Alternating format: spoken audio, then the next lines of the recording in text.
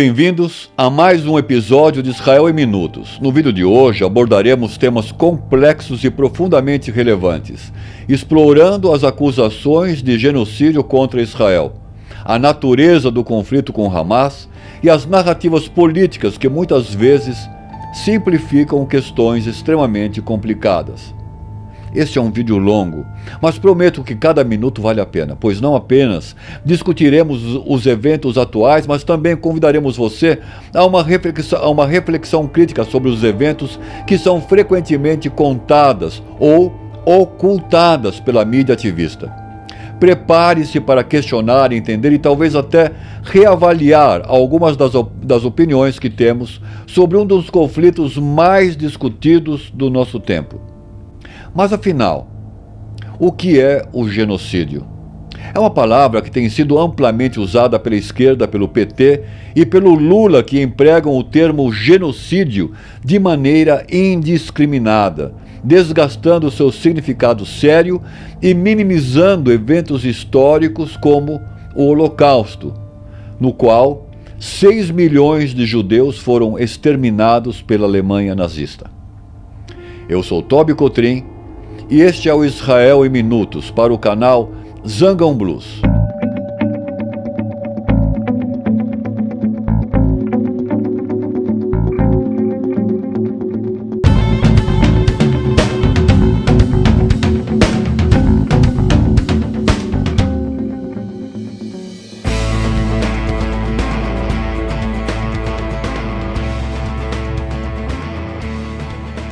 O conflito entre Israel e palestinos é extremamente complexo.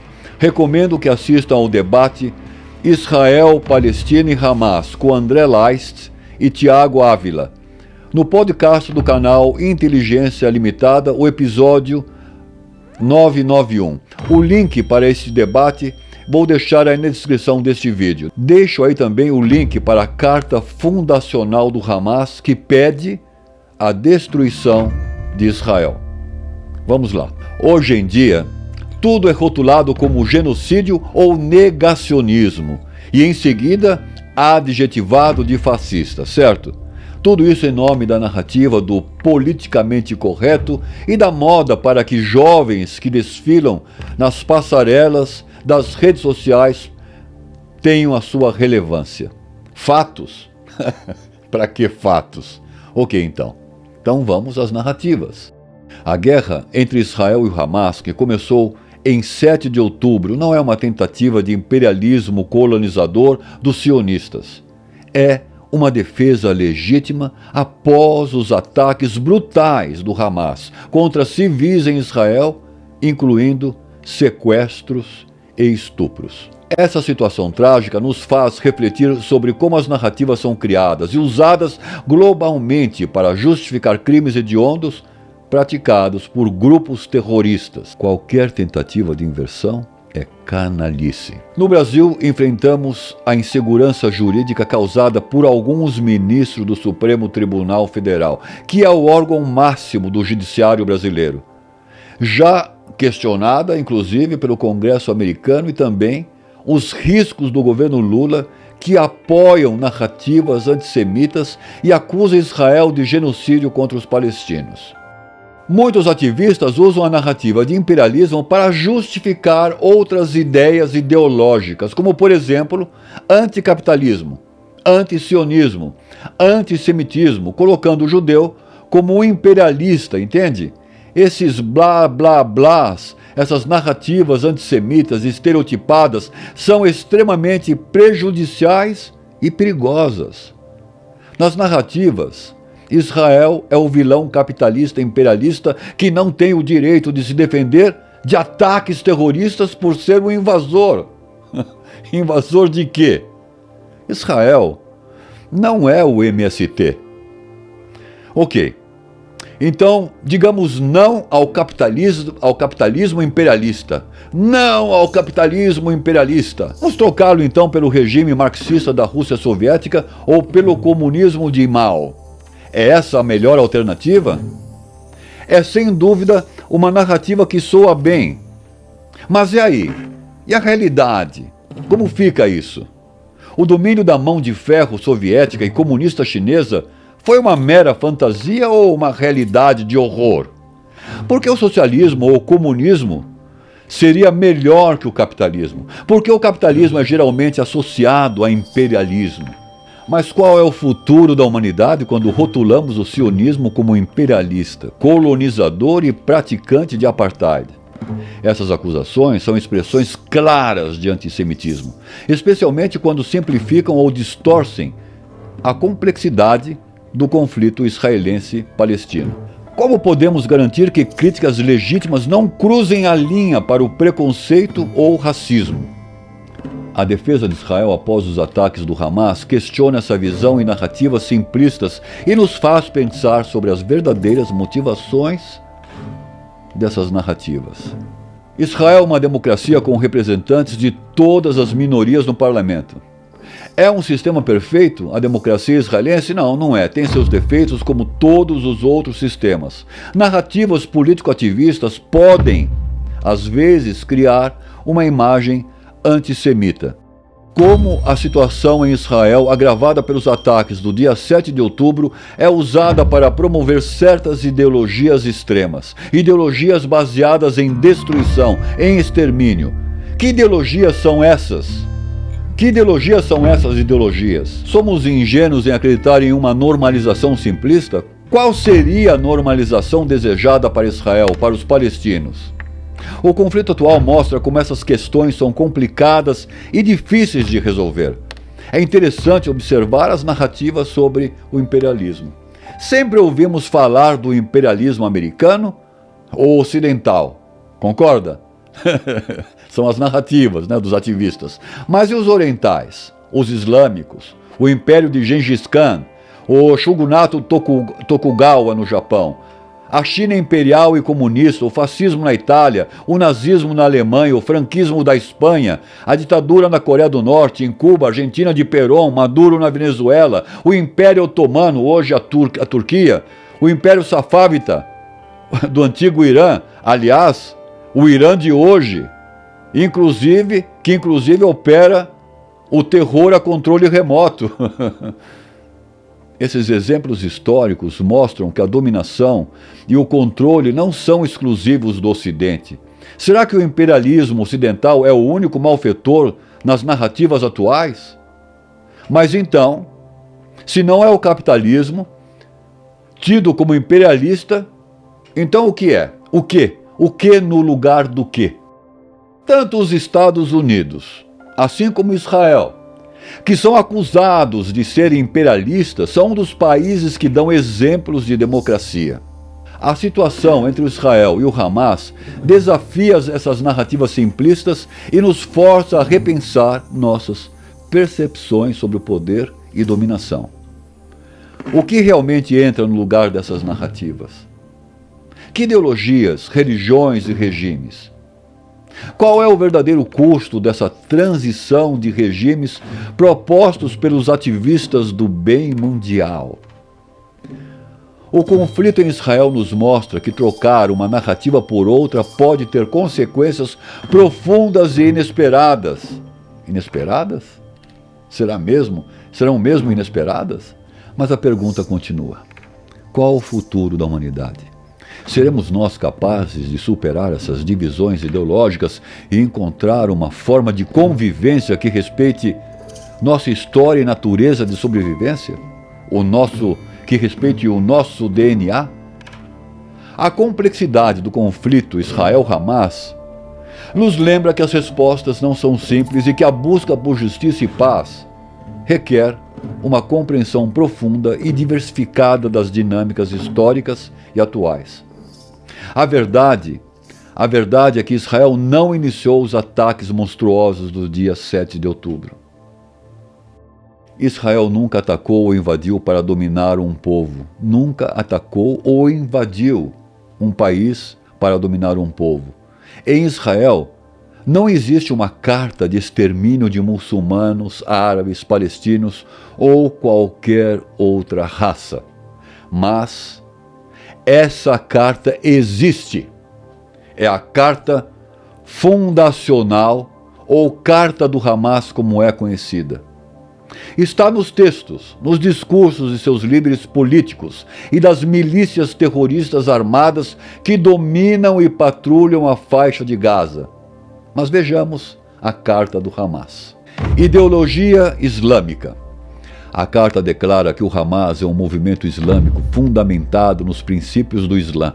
Afirma que a Palestina é uma terra islâmica, Waqf, consagrada, significa consagrada, que não pode ser cedida a não muçulmanos. Destruição de Israel. Um dos principais objetivos do Hamas, conforme declarado na carta, é a destruição do Estado de Israel. A carta rejeita qualquer forma de compromisso ou reconhecimento da legitimidade do Estado de Israel. Jihad. A carta enfatiza a importância da jihad, que significa a luta armada como caminho para a libertação da Palestina e eliminação de Israel. Ela encoraja e incita os muçulmanos a se unirem na luta contra Israel e contra os judeus do mundo. Antissemitismo. O documento contém várias declarações antissemitas, incluindo teorias da conspiração sobre o controle judeu de organizações internacionais e a mídia. Rejeição de soluções pacíficas. A carta rejeita negociações pacíficas e acordos políticos como meios para resolver o conflito israelo-palestino.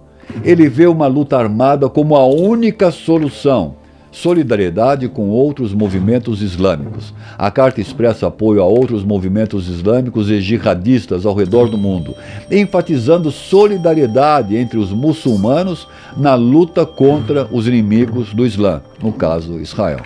Esta é a carta fundacional do Hamas. À direita está escrito: em nome de Deus, misericordioso, compassivo, carta do movimento de resistência islâmica Hamas, agosto 1988. Muharram, 1409, a Enciclopédia Islâmica. À esquerda está escrito: você foi a melhor nação que surgiu para as pessoas, ordenando o que é correto e proibindo o que é errado, e crendo em Deus. Se as pessoas do livro tivessem acreditado, teria sido melhor para elas. Entre elas estão os crentes, mas a maioria deles são desobedientes. O dia do juízo final não virá até que os muçulmanos lutem contra os judeus e os matem. Então, os judeus se esconderão atrás de pedras e árvores, e as pedras e árvores dirão: ó muçulmanos, ó servos de Deus, há um judeu se escondendo atrás de mim. Venha e mate-o, exceto pela árvore Garkad, porque é uma árvore dos judeus. Relatado por Al-Bukhari e Muslim. Em Israel, árabes, cristãos e muçulmanos, assim como outras etnias e religiões, vivem e participam da política e da vida social. De acordo com os dados do governo israelense, cerca de 21% da população israelense é composta por árabes que têm representação no Knesset, que é o parlamento israelense. Árabes no parlamento israelense. E ocupam diversas posições na sociedade, inclusive no exército de Israel, o FDI, Força de Defesa de Israel. E eu te pergunto, se o mesmo acontece em outros países árabes ou muçulmanos? Não, não acontece. Quase não existem judeus vivendo em países árabes, praticando a sua cultura e religião. A população judaica em muitos desses países foi drasticamente reduzida ao longo das décadas, especialmente após a criação do Estado de Israel em 1948. Devido a perseguições e expulsões, antes de 1948, moravam quase 800 mil judeus nesses países, e eles foram obrigados a buscar um novo lar. O Hamas não quer diálogo com Israel. O Hamas e seus parceiros, a Jihad Islâmica e seus financiadores no Irã, querem a destruição do povo judeu e não aceitam a existência do Estado de Israel. Como o próprio Hamas já declarou, jamais haverá paz enquanto eles estiverem no poder. Enquanto Israel existir, não haverá paz. É imperativo que o povo palestino se livre dessas condições impostas por organizações que são incapazes de aceitar a coexistência com Israel, para que assim um dia os palestinos formem um país pujante, com a colaboração de todos os países entre si, no comércio, na indústria, na educação, saúde e ciência. Mas este contraste revela uma verdade fundamental, que enquanto Israel, apesar dos conflitos, permite uma convivência pluralista, muitos países árabes não oferecem a mesma liberdade e segurança para suas minorias. Israel é um bastião para todas as cores da sociedade no Oriente Médio. O conflito atual entre Israel e Hamas nos força a confrontar essas realidades complexas e buscar uma visão mais equilibrada e justa sobre as narrativas de poder e dominação. Estamos cansados das narrativas. Um número significativo de palestinos deixou de trabalhar em Israel por conta da guerra e deixou também de trazer o seu sustento para a sua mesa, para a mesa de sua família. A defesa de Israel após os ataques hediondos do Hamas luta não apenas por uma questão de segurança nacional, mas também para preservar e manter o espaço onde a diversidade e a coexistência são possíveis, mesmo em meio a profundas divisões, desafios e tragédias como essa guerra do pós-7 de outubro. A busca por justiça e paz deve reconhecer essas nuances e trabalhar para uma solução que respeite a dignidade e os direitos de todos os envolvidos. Mas devemos tomar muito cuidado com as narrativas no Brasil e no mundo que tentam minimizar ou normalizar o Holocausto ou relativizar o conceito de genocídio. O genocídio não é uma palavrinha qualquer atirada aos quatro ventos. Genocídio é uma máquina de extermínio que mira exterminar uma etnia, exterminar um povo. Um povo que tenta evitar os efeitos catastróficos da guerra, que tenta minimizar o número de vítimas de palestinos, que avisa a população palestina para sair de uma área de combate e se dirigir a uma área mais segura. Esse país, Israel, não está praticando genocídio. Que país avisa? Hitler perseguiu, prendeu e colocou judeus em um trem e os enviou para um campo de extermínio, onde crianças, mulheres, idosos, jovens e deficientes foram trancados numa sala com gás letal e foram então assassinados, ou ajoelhados para levar um tiro na cabeça. Isso é genocídio. Não os infelizes, desastrosos acidentes de uma guerra que não miram nas crianças, nas mulheres, nos idosos inocentes. Esse tipo de crime, esses massacres foram cometidos por terroristas do Hamas no dia 7 de outubro, dentro dos domicílios das famílias e de uma festa rave, onde os jovens comemoravam a vida, dentro de Israel. Para Israel, matar civis é uma tragédia, ainda que seja acidente, que seja um efeito colateral de guerra. Para o Hamas, é uma estratégia. Faz parte do estatuto da Carta do Hamas.